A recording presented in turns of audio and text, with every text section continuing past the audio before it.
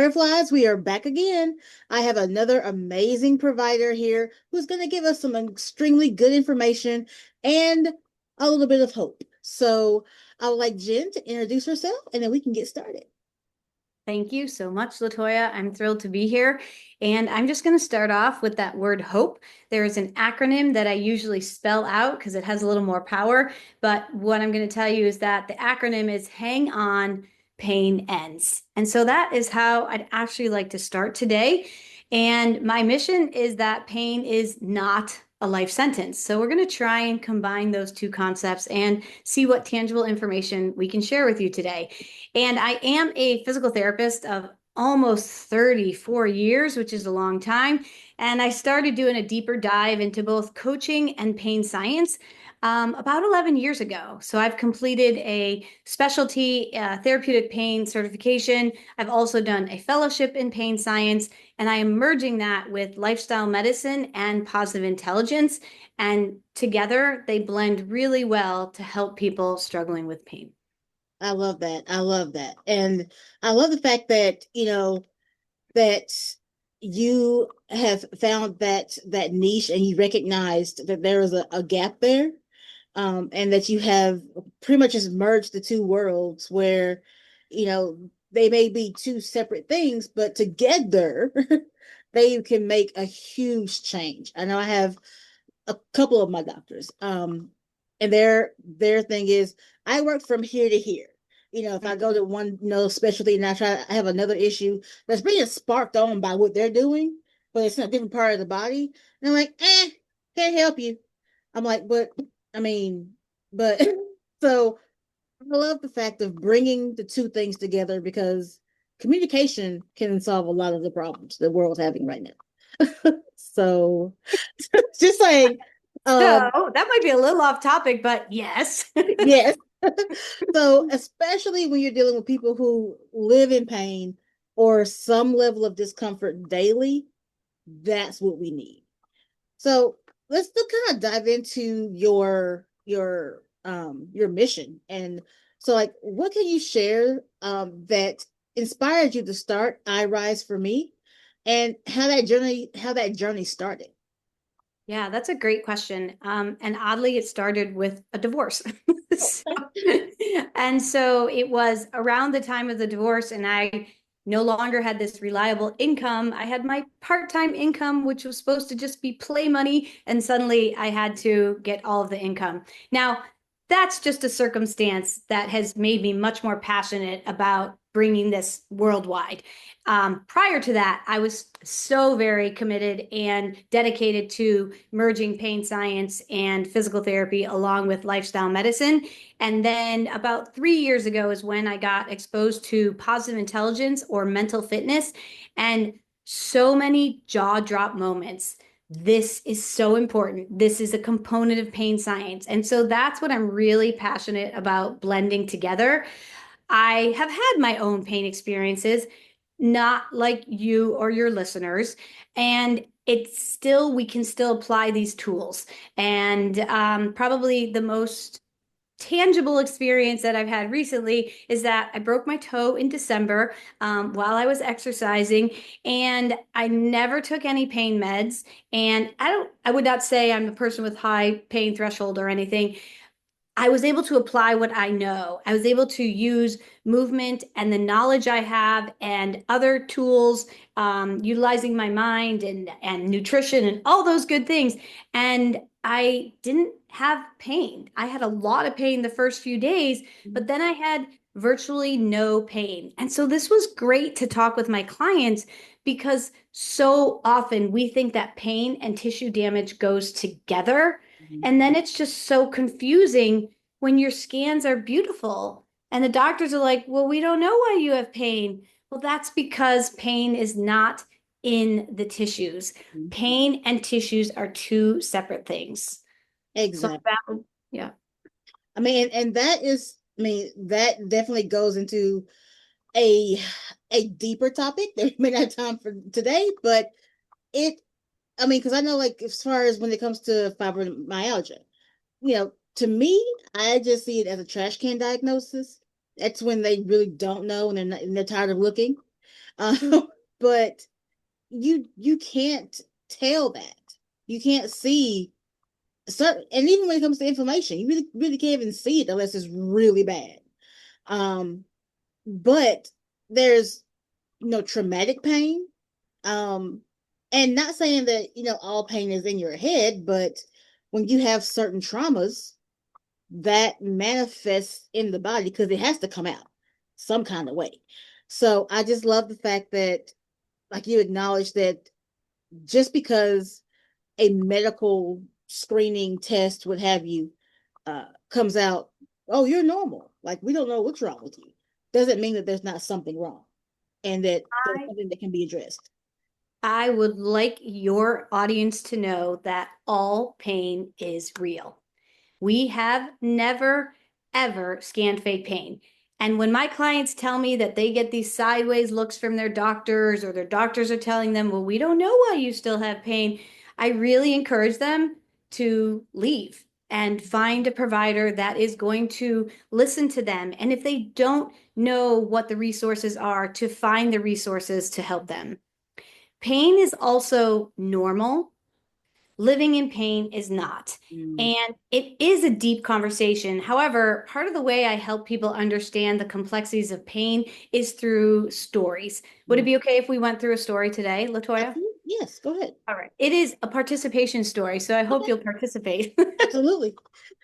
So, my first question for you, and hopefully your audiences will kind of play along, is if you stepped on a rusty nail, would you want to know? Yes. Why would you want to know? Because I'm sure that probably hurt. It could cause infection. It could cause this a rusty nail is icky. Oh, rusty nails, icky. We could just go with that. And we want to make sure our tetanus is up to date.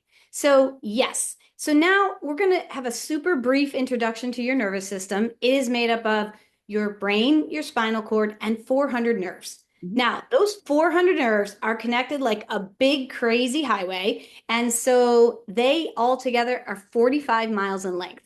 Mm. What city or town is about 45 miles, or I think that's 72 kilometers from where you are right now? Probably Gordon, Alabama, give or take. Yeah, So if we laid your nerves end to end, that's how far we could get. That's a lot of nerves, right? it is. All right, we're going to go back to our nail. You said that you would want to know because it would hurt. Well, here's our first fun science fact today is that we don't have pain nerves and we don't have pain sensors. So when you step on that nail, it is not yet pain. So Mm. what happens is we have danger sensors that send that Mm. information up to the spinal cord and then to the brain, and then all sorts of stuff happens, and your brain may choose to give you the experience of pain.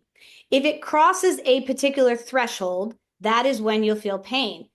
All of those nerves have a little bit of electricity in them all the time. You step on that nail, it's going up, it's going up. And if it crosses this threshold, that's when you'll feel pain. Mhm. Now, would you agree that your foot might be sore for a few days after that? Yes. Yes. And when you're feeling that soreness, are you causing additional damage? No. Correct.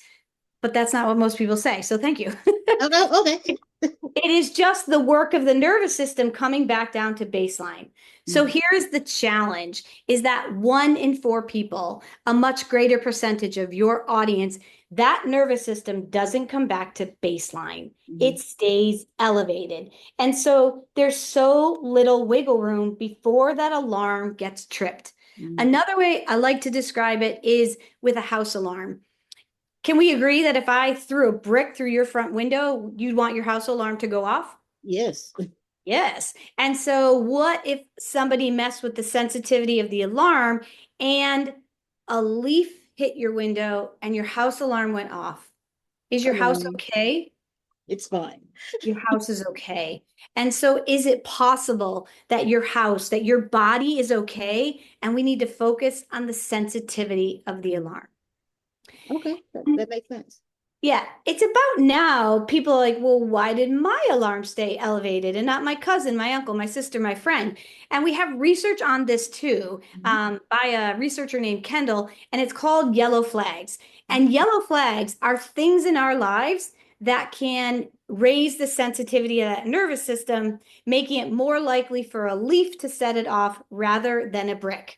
Mm. There's so many of them. Ongoing pain, stress, family issues, anxiety, fear, even multiple doctors' tests and scans has been studied as raising the sensitivity of the nervous system. Can definitely see that part. But some of these tests are like, what? Right, right. And like you said, they're grabbing at straws. So fibromyalgia is less of a diagnosis and more of a diagnosis because everything else has been ruled out. Right, right. Yeah. Which still leaves you nowhere. It leaves you somewhere if you start to understand how pain works, Mhm. and that fibromyalgia is more like a sensitivity of the nervous system. Yeah. There are different, so non-celiac gluten sensitivity, that's a particular part of the brain. And then fibromyalgia is another part of the brain. GI problems, chronic IBS, that can be another part of the brain. And so collectively, it's sensitivity, but each person is unique. Their yellow flags are unique. And so that's why we have to integrate both the science and the art to help each individual. So would that story and that example be what the word pain science means? Pain science is the study of pain. It is more by non-physician clinicians, Mhm. and everything in pain science is evidence-based. It is non-pharmacological, non-surgical, not injections.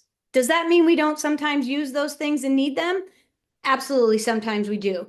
But we can accomplish so much by using these strategies that are researched and based in evidence and agreeable to the person who we are talking to get them to a much better place of responding to a brick than a leaf. So what would you say the main difference is between pain science and treatment and traditional pain management? Traditional pain management is through medications and procedures, such as ablations and injections and things like that. Pain science, and I heard you say pain treatment, so thank you. The pain geeks, we like to say that we're treating pain rather than managing it, right? We Right. have to manage type 1 diabetes because that's not going away, but we treat the flu because that's going away. Right. So we want to get the nervous system back to that baseline.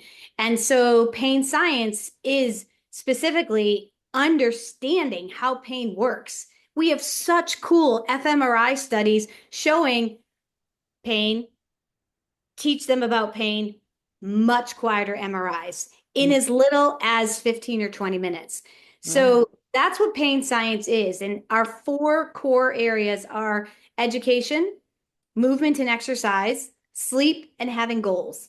Then we have a program called PNE Plus. PNE stands for Pain Neuroscience Education. It's a mouthful, but the plus is 22 additional evidence-based strategies that we know can help people with pain. And they range from things that we've heard of: nutrition, yoga, breathing, laughter, journaling, prayer. So there's so Mhm. many options out there. I definitely like those last three.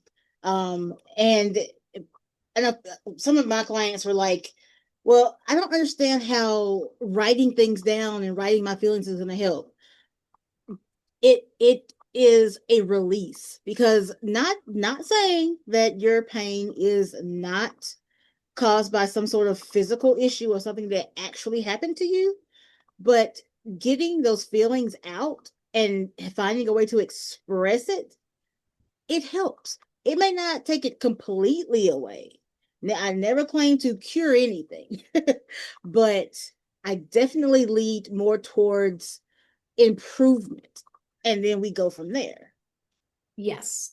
So, So go go ahead. ahead. Um, so in those things, now I totally lost my thought. That is Sorry.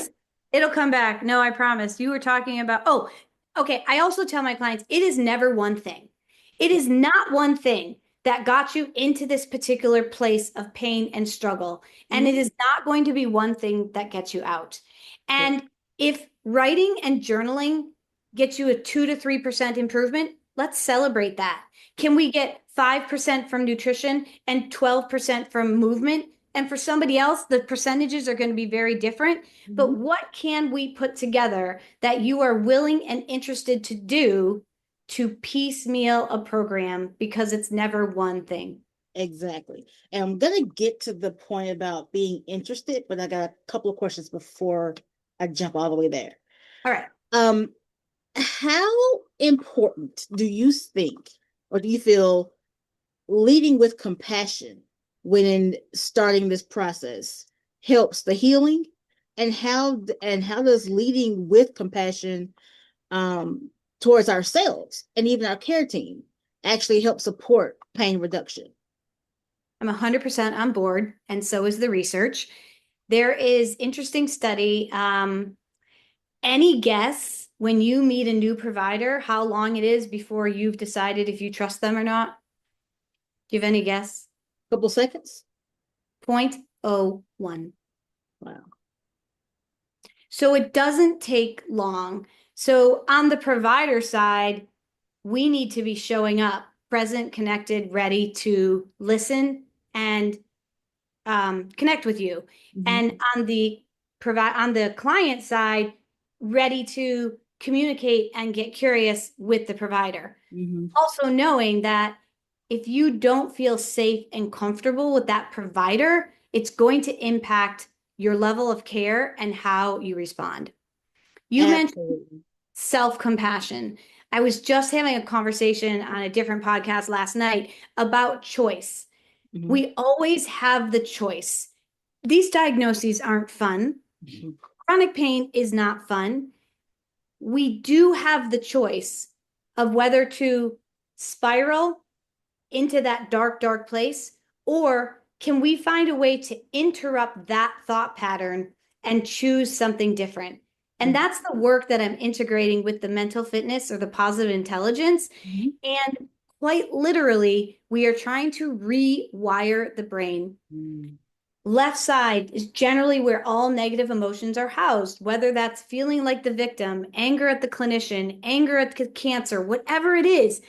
When we shift to that right side, the brain is curious, ready for action, productive, connected, compassionate, and then it's not perceiving a threat.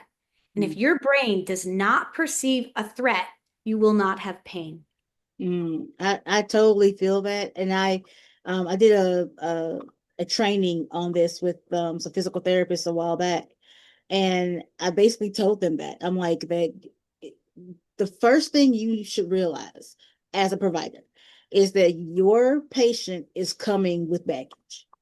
That if we're coming to a physical therapist, it's probably because we've been through several doctors or at least one doctor for a certain amount of time, and not all practitioners should be practitioners.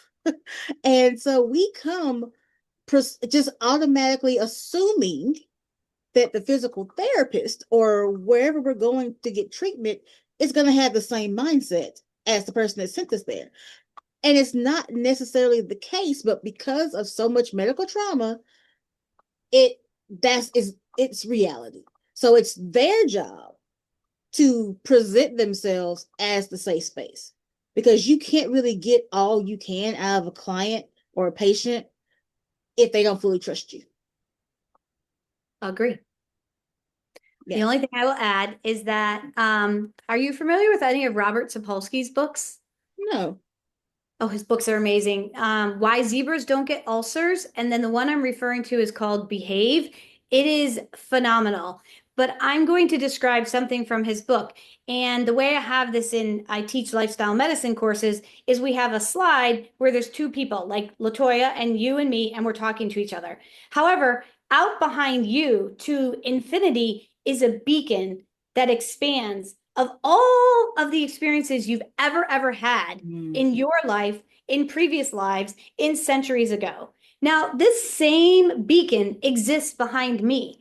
And everything that happened in my previous life and your previous life influences this very interaction. Mhm. Even right now, even though we're next to each other on a screen, Right. it influences it.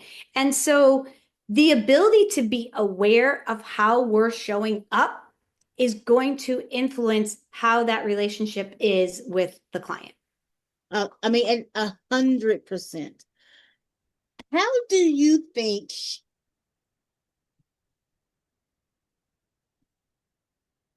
Okay, I'm trying to phrase the question shortly. So, like this particular mindset, like how much does choice play in that on both sides? And what would be the best strategy for someone in chronic pain to find and then like decipher whether or not that particular practitioner is going to be a safe space? Mm. There's not a best strategy because it's going to be different for each person. Mhm. One that I would focus on is what is your visceral, what is your gut response when you are interacting with that person? When that person is talking to you, are they talking to you or are they talking down to you? Or are Yeah, they talking over you? Or are right. they talking while they're have their head out the door with the nurse or whatever it is? And a lot of times, myself included, we put these medical providers on pedestals. Yes. Yeah. They're not, they're just humans like we are. Hmm. You have hired them to give their best to you. And if you do not feel like you are getting their best, fire them. I just for emphasis, please say the part again about how we hired them. Just say that again. 'Cause- Yes, you are hiring the medical provider, whether it is a doctor or a nurse practitioner or a physical therapist or even a complementary provider. You are paying them and you have an expectation of getting quality care and intelligent care. And if you are not getting that, I urge you to Yep. politely stand up and walk out and don't go back. I'll tell you a quick story so because I can get a little long-winded. I when at the very beginning of my pain journey, I had what they were abdominal tumors, but they began as fibroids. It was a whole situation. So I'm at the gynecologist. I'm talking to the guy, and he's going over the scans, and he suggests a hysterectomy. Now, at the end of the story, that's what I had to end up having. It was just that bad. However, the point where I'm very glad that I had someone with me, is my sister, and I've always known she was a little bit gangster, but she really came through. He told me that it would just be easier for him to do a full hysterectomy because I was overweight and shouldn't have children anyway.